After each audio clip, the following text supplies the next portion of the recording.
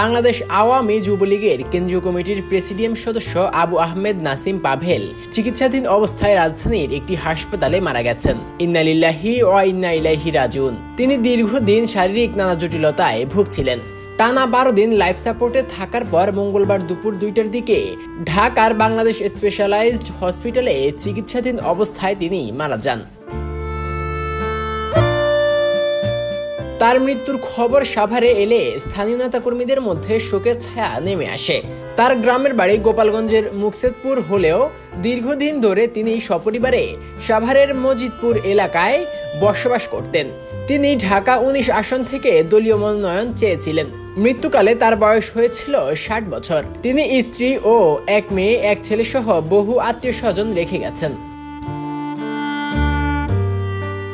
পারিবারিক সূত্রে জানা গেছে, বেশ কয়েকদিন ধরেই তিনি রাজধানীর কল্যাণপুরে বাংলাদেশ স্পেশালাইজড হসপিটালে চিকিৎসাধীন ছিলেন।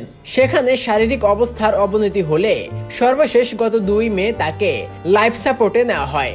এরপর থেকেই লাইফ সাপোর্টে ছিলেন। কিডনি রোগ সহ বিভিন্ন শারীরিক জটিলতায় ভুগছিলেন তিনি।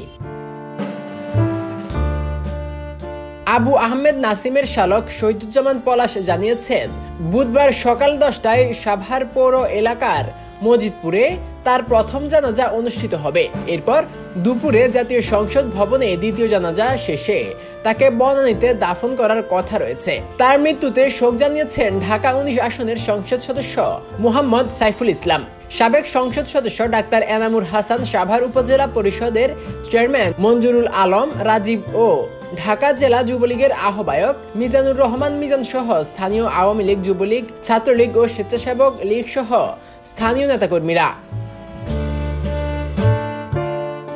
ফয়সাল আহমেদ, আজকের সারাদিন।